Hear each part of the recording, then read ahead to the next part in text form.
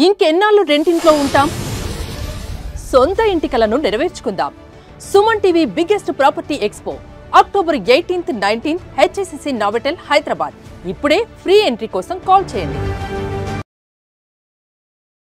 వాగర్థావివ సంపృక్తౌ వాగర్థ ప్రతిపత్తయే జగతః పితరౌ వందే పార్వతీ పరమేశ్వరౌ. ఆదిత్యాయ చ సోమాయ మంగళాయ బుధాయ చ గురుశుక్రశనిభ్యశ్చరాహవే కేతవే నమః. శృంగేరి జగద్గురు పీఠాధిపతులకి, కంచి పీఠాధిపతులకి నమస్కారములు తెలియచేసుకుంటూ కార్యక్రమాన్ని ప్రారంభిద్దాం. ఇక వీక్షించేటువంటి సుమన్ టీవీ ప్రేక్షకులకి శుభాకాంక్షలు.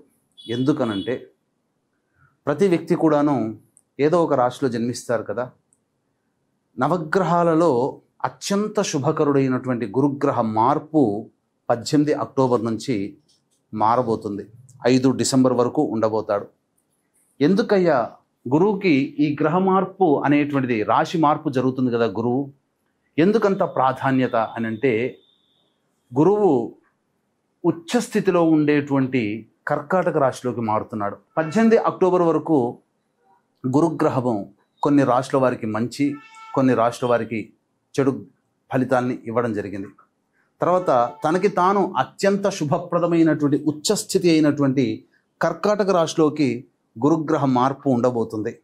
ఆ కారణం చేత కొన్ని రాశుల్లో జన్మించినటువంటి వారికి అత్యధికమైనటువంటి శుభ ఫలితాలు, కొన్ని రాశుల వారికి కొన్ని ఇబ్బందికర పరిస్థితులు, ఇప్పటి వరకు గురుబలం లేక ఇబ్బంది పడుతున్నటువంటి వాళ్ళకందరికీ జీవితంలో గురు మార్పు ప్రభావము అనేటువంటిది అత్యంత యోగదాయకంగా ఉండబోతుంది.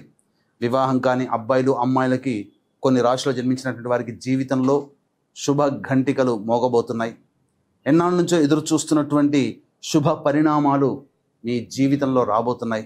కాబట్టి వీక్షించేటువంటి సుమన్ టీవీ ప్రేక్షకులందరూ కూడా ఈ గురుగ్రహ మార్పు ప్రభావం వలన 12 రాశుల్లో జన్మించినటువంటి వారికి ఏ విధంగా ఉండబోతుందో తెలుసుకునే ప్రయత్నం చేద్దాం.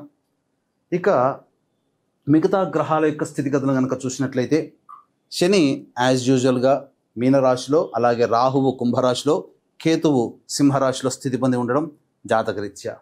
ఇక ప్రధానంగా రవిగ్రహము గురుగ్రహంతో పాటుగా 18 అక్టోబర్ నుంచి 16 నవంబర్ వరకు కూడా ఈ రవి తులారాశిలో సంచారం చేస్తుంటాడు.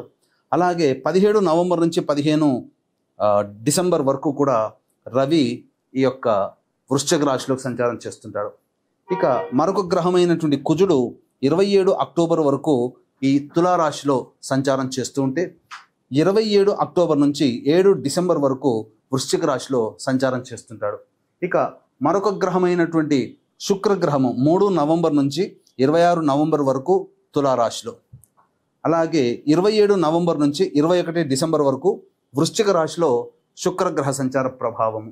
ఇక ఈ శుక్రుడు 3 నవంబర్ వరకు కూడా కన్యా రాశిలోనే సంచారం చేస్తున్నటువంటి ఈ కారణం చేత ప్రధానంగా ఇంతకుముందు చెప్పినట్టుగా 12 రాశులలో జన్మించినటువంటి వారికి ఏ విధమైనటువంటి శుభ అశుభ ఫలితాలు కలుగుతాయో సవివరంగా తెలుసుకునే ప్రయత్నం చేద్దాం. ఇక ఆలస్యం చేయకుండా మనం కార్యక్రమంలోకి వెళదామండి.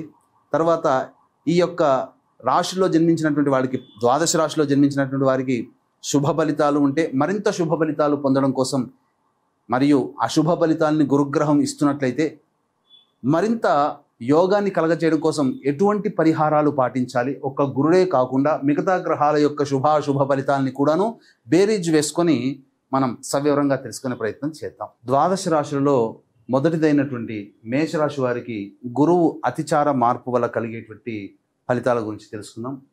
గురువు మిథున రాశి నుంచి కర్కాటక రాశిలోకి 4వ స్థానంలో సంచారం చేస్తున్నాడు. అర్ధాష్టమ గురు ప్రభావం. కాబట్టి ఈ అర్ధాష్టమ గురువు అనుకూలంగా లేని కారణం చేత కొన్ని సమస్యలు అనేటువంటివి ఎదురవుతాయి. అంటే ప్రధానంగా ఈ యొక్క ఇంతకుముందు వలె ఈ మేషరాశి వారికి గురుగ్రహం మారిన తర్వాత ఎలాంటి అశుభ ఫలితాలు ఉన్నాయో అదే విధమైనటువంటి అశుభ ఫలితాలు క్యారీ ఫార్వర్డ్ అవుతాయి. కాకపోతే కొత్తగా వాహనాన్ని నడిపేటప్పుడు మీరు జాగ్రత్తలు పాటించాల్సినటువంటి పరిస్థితి, అలాగే తల్లిగారి ఆరోగ్యం పట్ల శ్రద్ధ వహించాల్సినటువంటిది. మీరు ఎంత పని చేసినా మీ పై అధికారులు, ఉద్యోగంలో ఉన్న వాళ్ళైతే కింది ఉద్యోగస్తుల వాళ్ళు కావచ్చు, ఎవరైనా కానీ మీ యొక్క ఫలితనాన్ని ఆమోదించలేని పరిస్థితుల్లో ఉంటారు, అంటే సంతృప్తిగా ఉండదు. ఇది గురుగ్రహ మార్పు ప్రభావం వలన కలిగేటువంటిది. అలాగే 11 నవంబర్ నుంచి కూడా గురువు వక్రీకరించినటువంటి కారణం చేత ఇతరుల వలన సమస్యలు అధికంగా అవుతాయి. నూతన పరిచయస్తులు ఉన్నప్పుడు వాళ్ళ పట్ల అప్రమత్తతతో వ్యవహరించండి. అన్నిటికంటే ప్రధానంగా సోదర సోదరీమణుల మధ్య ఉన్నటువంటి బంధాన్ని నిలుపుకునే ప్రయత్నం చేయండి. ఎందుకంటే కొంత విభేదాలు, స్నేహితుల మధ్య విభేదాలు వచ్చే అవకాశం ఉంటుంది. ముఖ్యంగా ఇతరులకి డబ్బులు ఇచ్చేటప్పుడు జాగ్రత్తలు పాటించండి.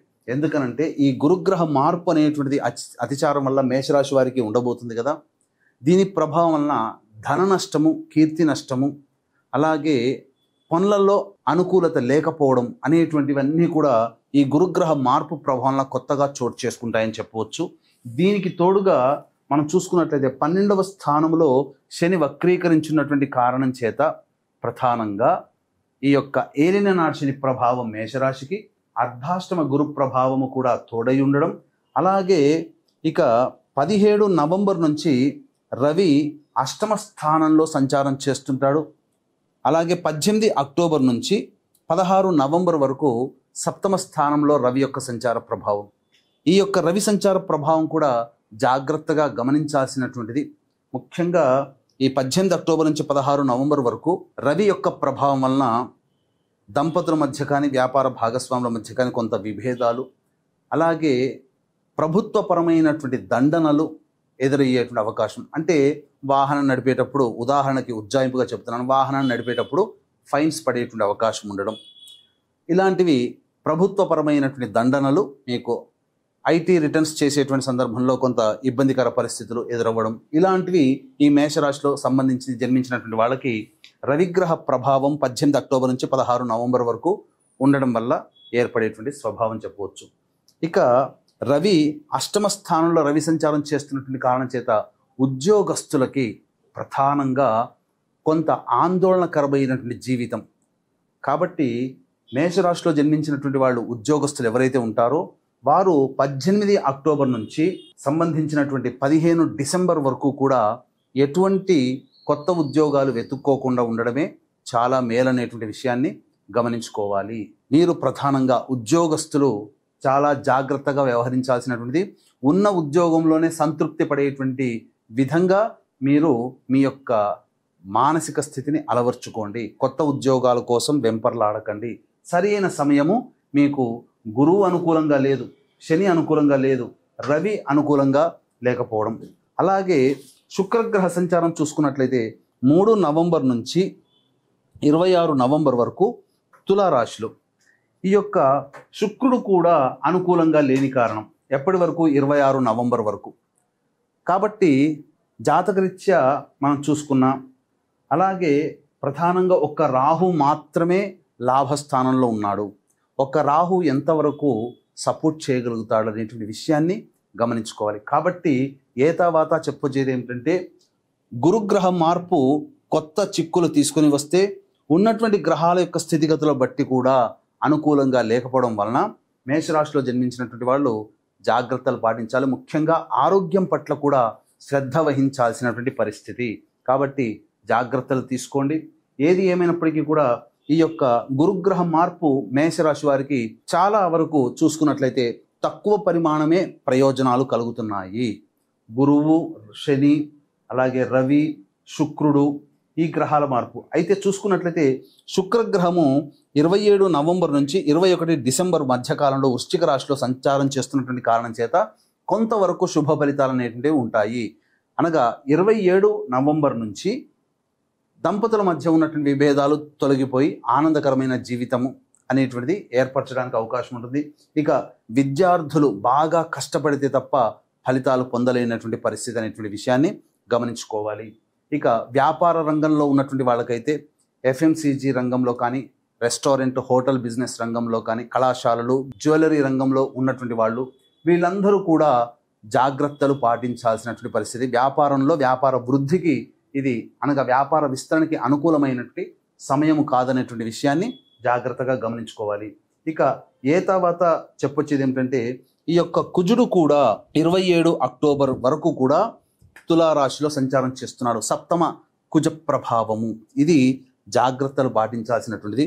కుజుడు మళ్ళీ 27 అక్టోబర్ నుంచి 7 డిసెంబర్ వరకు కూడా ఈ సంబంధించినటువంటి అష్టమ కుజ ప్రభావం.